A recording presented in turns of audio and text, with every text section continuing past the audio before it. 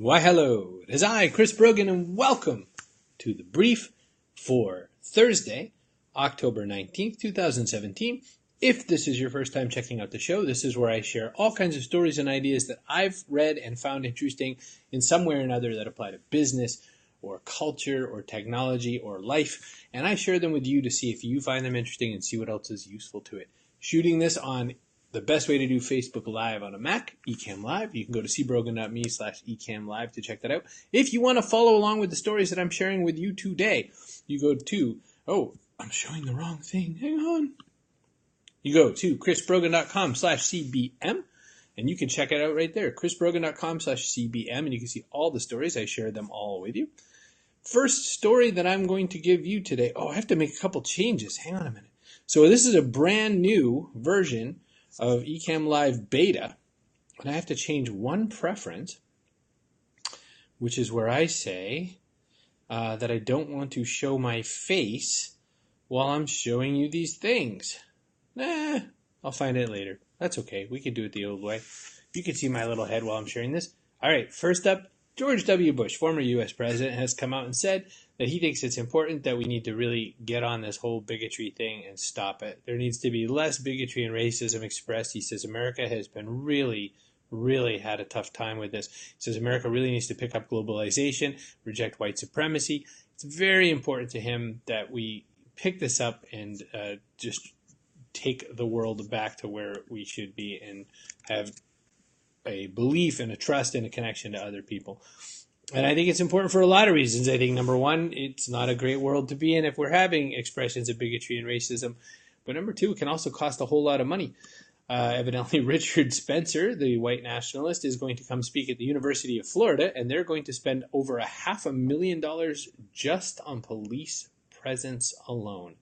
It costs $500,000 to express your racist opinion at the college at the University of Florida. I think that's a whole lot of scholarships you could buy, and I think it's perfectly fine that there's freedom of speech, but it seems like a whole lot of money to spend on that sort of a thing.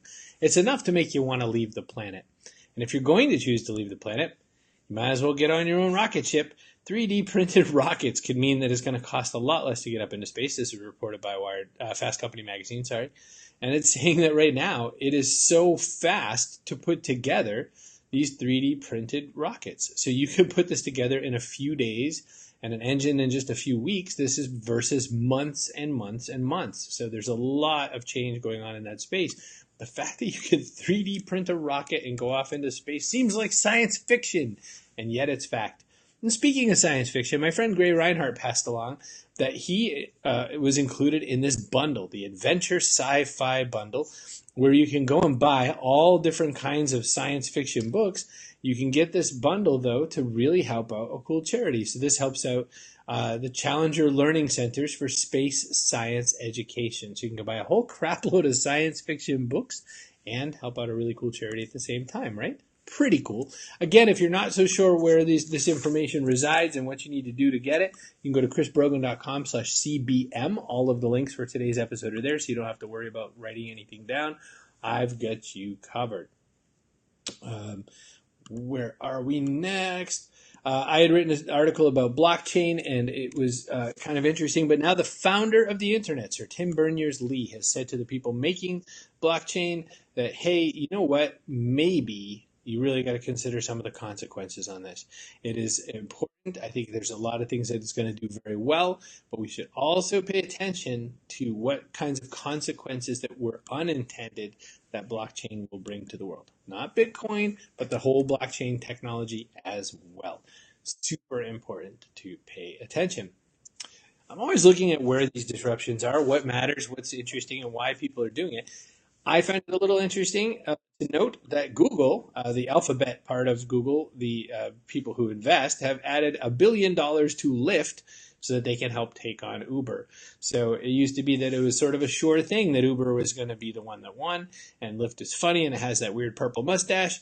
but throwing $1 billion and changing their valuation up to $11 billion most certainly seems like quite a fight versus the nice folks at Uber. So again, I talked earlier about the cost of racism being kind of high. I think maybe the cost of being a misanthrope and treating women poorly might also be a little too high for Uber. Google just threw $1 billion into their competitor's pot to say, go get them. Moving right along, it's really hard to imagine, and I can't even fathom thinking about this. Imagine what it's like to look at the devastation of your house being wiped off the face of the earth all of a sudden by something like a hurricane or whatever. What do you put in your go bag? Lifehacker can help you on how to pack your evacuation go bag. Lots of interesting things get thrown in there. The story goes on to say what happened in the real life author's experience of what they thought they were going to put in the bag versus what really got done, including things that you would probably think about, like your driver's license, but then also the deed to the house. If you have a will in the house, proof of insurance, medical records, passports, etc.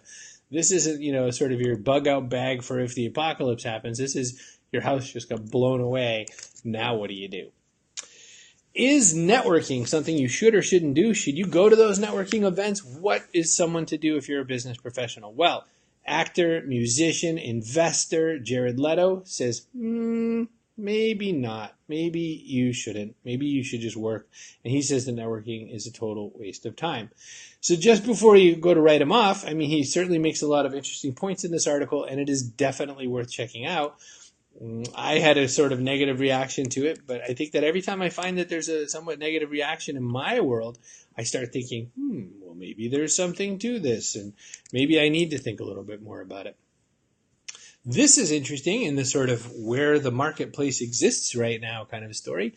The people at Amazon have reported that people who are Amazon Prime customers are now 63% of the Amazon customer base in the US. So Prime subscribers drive more than $117 billion on Amazon this year, according to estimates.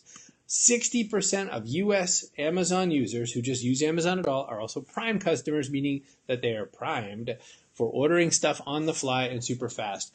I just grabbed my phone a few hours ago during a little video that I was shooting for someone else and realized, I really need to take a little travel speaker with me so I can have better microphone quality sound. Travel microphone, sorry. And so I ordered one while I was sitting here on Amazon, knowing that it's going to show up. It's Prime. It's going to cost me nothing else to get it. It'll be at my house tomorrow, probably by the time I get home. That's what they got going with Prime. My very last story of the day is for those of you who maybe have something to do with cannabis. I've never even tried it before, but I found the story kind of funny. Don't worry, this year you can now get pumpkin spiced marijuana. Yes, pumpkin spice. So there are cannabis cookies that will taste like pumpkin spice. I guess you're not going to smoke the pumpkin, and, Charlie Brown will be grateful for that.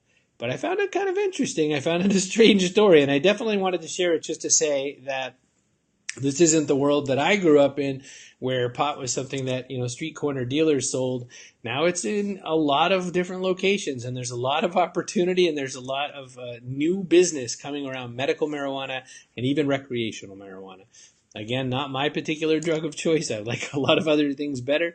But hey, interesting that this is now business. I'm Chris Brogan. If you want to check out these stories for yourself, like I said, just go to chrisbrogan.com/CBM. You can get all the stories that I've talked about there. You can click the links yourself, go to see everything you want. If you want to make a story just like this, you can use Ecamm Live. Go to cbrogan.me/Ecamm Live. It is the best way to do Facebook Live on a Mac. And this one happens to be Ecamm Live Beta. So there's all kinds of stuff in here that I don't even know how to use yet. But you wait till you see some of the changes. I just watched the demo of it today, and I'm super jazzed to try it all out. Hey, I'm going to get out of here. I'll catch you all later.